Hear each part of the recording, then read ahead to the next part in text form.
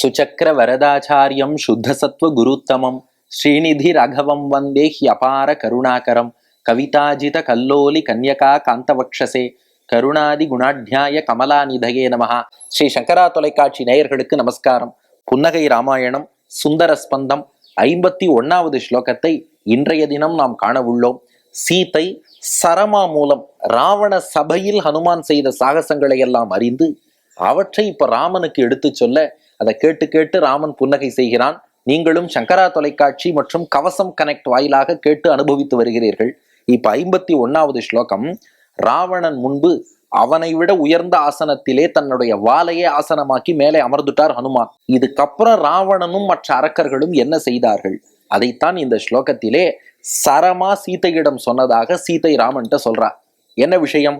வாங்க ஸ்லோகத்தை அனுபவிப்போம். உங்கள் இல்லத்திலும் உள்ளத்திலும் எழுந்தருளியிருக்கும் சீதாராமர்கள் முன்பு ஸ்லோகத்தை விண்ணப்பிக்க தயாராகுங்கள். ராஜ்யோனஃ புரதः கிமேவம் இதி தைஹி சந்தர்ஜிதோ வாலதிம் விஸ்தீர்யாத தசானநாசனமசௌ தஞ்சாச்ச கர்ஷாத்புதம் இத்யேவம் சரமா ஹசந்தி அதிதராம் ஆகேதி சீதாகிரா சஞ்சாத்தம் தவ ராமமந்த ஹசிதம் ரக்ஷது அவஜ்ஞாவிஷாத். அதாவது அந்த சரமா சீதைட்ட சொல்றாளாம், அரக்கர்கள்லாம் என்ன பண்ணா ஹனுமான் தன்னுடைய வாளையே பெரிய சிம்மாசனமாக்கி அது மேலே ஏறி அமர்ந்து ராவணனை விட பெரிய உயரத்துல உட்காரவும் அரக்கர்கள்லாம் சத்தம் போட்டாலும், ராக்யோனஃ புரதஹா, என்னப்பா இது, எங்க ராஜா எதிர்த்தாப்புல இருக்கார், ராவணேஸ்வரன் லங்கேஸ்வரன் எதிர்த்தாப்புல இருக்கார், கிமேவம் இதி, நீ என்ன பண்ணிட்டு இருக்க, ராஜாவுக்கு மேல அவரை விட பெரிய ஆசனத்துல நீ உட்காரலாமா என்று தை சந்தர்ஜிதோ வாலதிம், அவர்கள்லாம் அனுமானை பார்த்து உரத்த குரல்ல சத்தம் போட்டாலாம், ஷவுட் பண்ணாலாம்,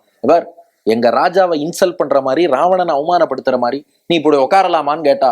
அப்ப ஹனுமான் பார்த்தாராம், உங்க ராஜாவை இவ்வளவுதான் அவமானப்படுத்துவேன்னு நினைச்சேடா, இப்ப மேல அவமானப்படுத்துறேன் பாருன்னாராம் ஹனுமான்.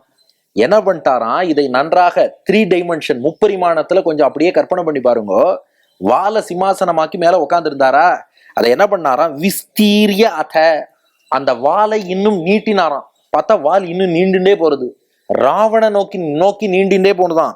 தசானன ஆசனம் அசௌ, ராவணனுடைய அந்த சிம்மாசனம் இருக்கே அதை நோக்கி அந்த வால் ஒரு பக்கம் போயிட்டே இருக்கு. இந்த பக்கம் வால் மேல ஹனுமான் உட்கார்ந்து இருக்கார், அவர் ஹைட்டு குறையல, வால் மட்டும் வளர்ந்துட்டே போறது. ராவணனுடைய சிம்மாசனம் வரை அந்த வால் வளர்ந்ததான். வளர்ந்து அங்க போய் என்ன பண்ணித்தான், தம்ச ஆச்சகர்ஷ அத்புதம், அந்த வால் அப்படியே ராவணனுடைய சிம்மாசனத்தை சுற்றி கொண்டு அப்படியே பிடிச்சு இழுத்துதான். இழுத்ததும் சிம்மாசனத்திலிருந்து ராவணனே ஆட்டங்கண்டு விழுந்துட்டானாம். இதை சொல்லும் போது சரமாவுக்கே சிரிப்பு வந்துருத்தான். அந்த ராவணன் ஏதோ நான் தான் பெரிய லங்கேஸ்வரன் நினைச்சிட்டு இருந்தான், வாளை வச்சே அவன் சிம்மாசனத்தையே ஆட்டிட்டார். சில பேர் சொல்லுவா, என்கிட்ட வாலாட்ட முடியாதும்பா, ஹனுமான் வாளை வச்சு ராவணனையே ஆட்டிட்டார். இத சரமா சொல்லி இத்தியேவம் சரமா ஹசந்தி, சிரிச்சாலாம் சரமா. ஹனுமான் ராவணங்கள்ல விரல விட்டு ஆட்டிட்டான் தெரியுமோ, வாளாலேயே அவனை ஆட்டங்கான வச்சுட்டான் தெரியுமோ என்று ஹசந்தி அதிதராம் ஆகேதி, நிறைய இப்படி மிகுந்த புன்னகையோடு இந்த செய்தியை சரமா என்கிட்ட சொன்னா என்று சீதாகிரா, ராமா சீதை உன்னிடம் சொன்னபோது சஞ்சாத்தம் தவ ராம மந்தஹசிதம் ரக்ஷது அவஜ்ஞாவிஷாத், அப்போது உன்னுடைய முகத்திலே ஒரு புன்னகை தோன்றியதே, அந்த புன்னகை பிறர் அடியோங்களை அவமானப்படுத்தாமல் காக்கட்டும். அவக்ஞா அப்படின்னா நம்மை ரொம்ப தாழ்ந்தவர்களாக நடத்துவது, அவமானப்படுத்துவது, இல்ட்ரீட் பண்ணுவது, இதற்கு அவக்ஞான்னு பேர். அவக்ஞா விஷாத்து, இப்படி பிறர் நம்மை அவமானப்படுத்தக்கூடிய அந்த நிலையில் இருந்து ரக்ஷது, அந்த நேரத்தில் உன் முகத்தில் தோன்றிய புன்னகை எங்களை எல்லாம் காக்கட்டும்னு பிரார்த்திக்கிறார் வில்லூர் சுவாமி. அப்போ ஸ்லோகத்தின் மொத்த கருத்து என்னன்னா, ஹனுமான் வால சிம்மாசனமாக்கி மேல உட்காந்தா அரக்கர்கள்லாம் கேட்டானா, லங்கேஸ்வரனுக்கு முன்னாடி என்ன ராஜாவை அவமானப்படுத்துறியான்னா, இதுவா அவமானம், இனிமேதான் மெயின் கண்டென்ட்டே இருக்குன்னு அந்த வாளை அப்படியே நீட்டிண்டே போன ஹனுமான் ராவணனுடைய சிம்மாசனத்தை சுற்றி அவனை ஆட்டங்காண வைத்தாரே அப்படின்னு சரமா சொல்லி சிரிக்க, அதை புன்னகையோடு சீதை ராமனிடம் சொல்ல, அதை கேட்டு ராமா நீ புன்னகை செய்தாயே, இந்த புன்னகை எங்களை எல்லா அவமானங்களில் இருந்தும் காக்கட்டும் என்று பிரார்த்திக்கிறார் வில்லூர் சுவாமி. இப்ப 3 விஷயம். புன்னகைக்கான காரணம் என்னன்னா ஹனுமானுடைய செயல்தான்.